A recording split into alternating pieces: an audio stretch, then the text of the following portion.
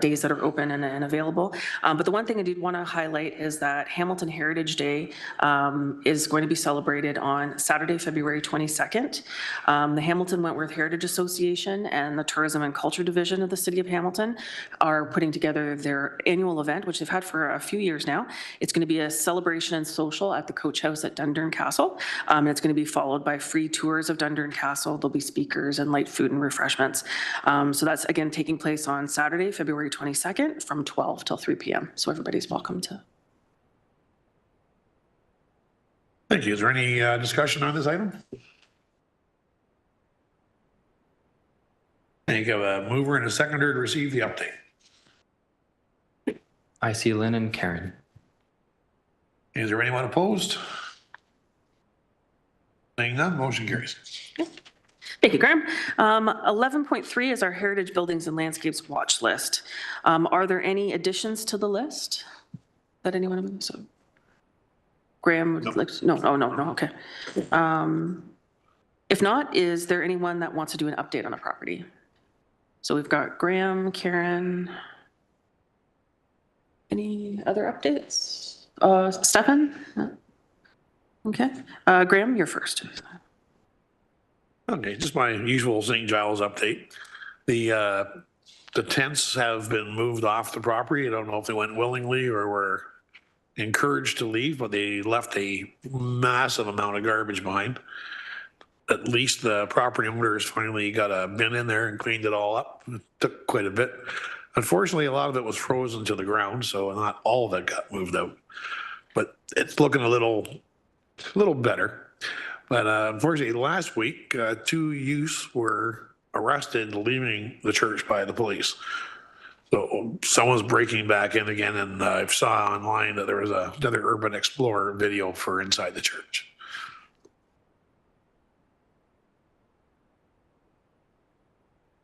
Thank you for watching that property, Graham.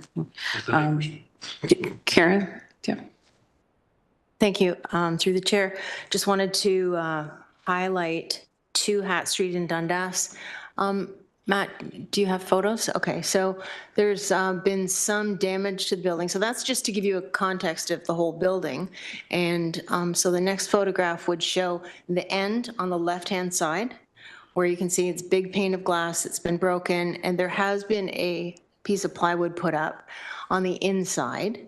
And in fact, you can tell there have been people in there because one day it had a big face painted on it. And that's changed now. So obviously people have been wandering around. And then the next photograph is down the side, and that whole circled pane is gone pretty much. And then at the end, there is a smaller window broken, and then below it at a second level, like the basement level, there's all this debris, plywood, things like that. So it obviously looks like there's been a lot of activity around there. I haven't seen any people, but it's kind of concerning since it is one of the oldest buildings in Ontario, from what I understand. So I did bring this to the attention of staff, and I know Alyssa has an update, so. Through the chair, yes, thanks again for Karen for bringing this to our attention. We did touch base with our colleagues in municipal law enforcement. This being a vacant building, it is on their active monitoring list. There was an open to trespass identification in December, which has since been addressed. Officers were on site on January 20th and confirmed that it was closed to trespass. There's been plywood, as Karen mentioned, placed on the interior in terms of preventing that access.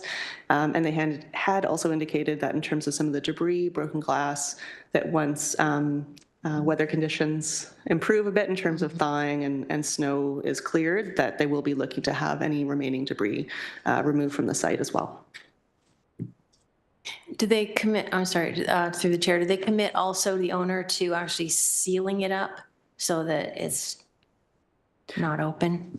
Through the chair, so my understanding is in terms of the process that it was identified as being open to trespass and now is confirmed to be closed to trespass. So it would, in theory, be sealed, but Heritage staff will be touching base and discussing further with municipal law enforcement staff next week on this and some other Heritage properties. So we'll be sure to bring that up and look at any other opportunities for further further potential measures that could be taken to prevent future egress or future access. Yeah, I suppose it's not, I mean, it is egress is a concern, but also the fact that, I mean, having seen with other buildings, just about water getting in, water damage, you know, and that whole demolition by neglect thing. So I am concerned about that. It's not like there's ever any activity there by the owner, as far as I could tell, right? It's just sitting there as a vacant building, and that is really a problem. Thank you. And through the chair, just one more note.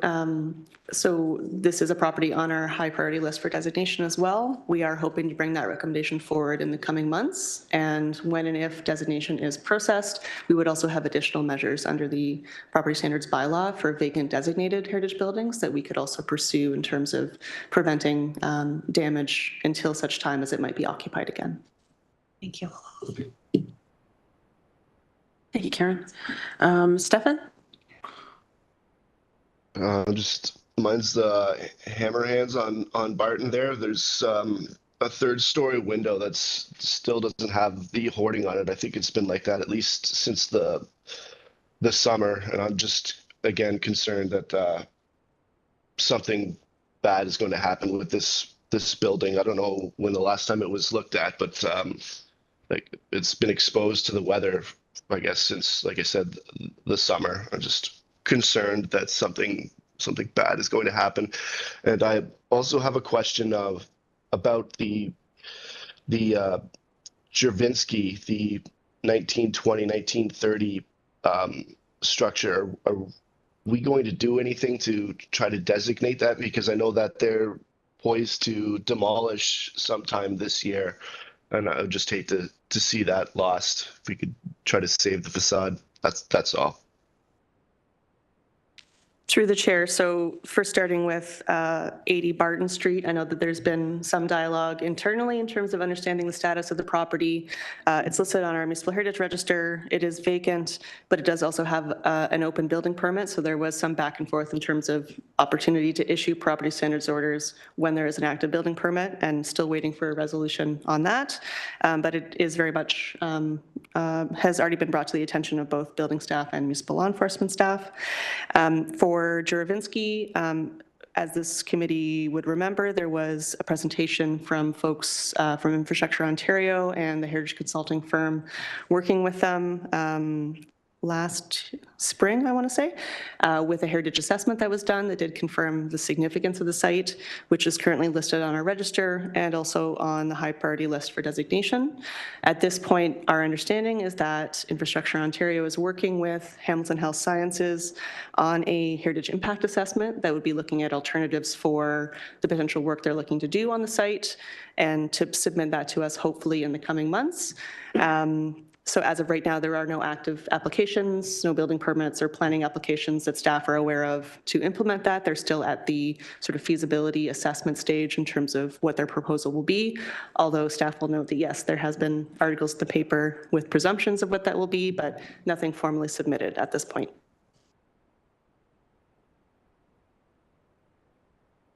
Thank you. Is there any other updates on the properties today? Seeing none, may I have a mover and a seconder to receive the updates? I see Andrew and Graham. And as we move to vote, is there anyone opposed? Seeing none, that item is carried. Not 11.4. Yeah, we'd have Graham's item now. So we have an added item, which is 11.4. Graham, if you'd like to just make your request.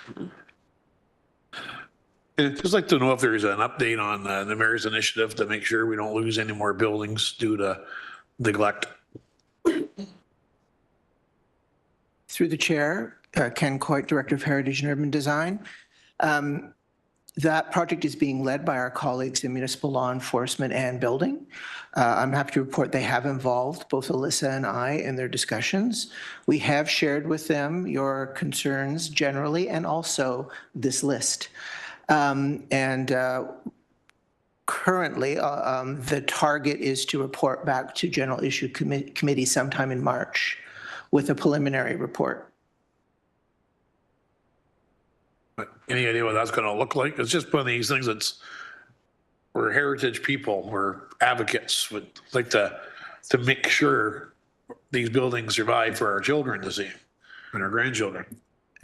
Through the chair, we recognize your passion and your expertise in this. We too understand the issues with this, and we've been sharing that with them. We will also pass on to them if, as this moves forward, that we would encourage consultation with this committee on these issues to help them better understand what they are. Thank you, Graham. Thank you, Ken, for that summary. If there's no other items, we are going to now move for adjournment.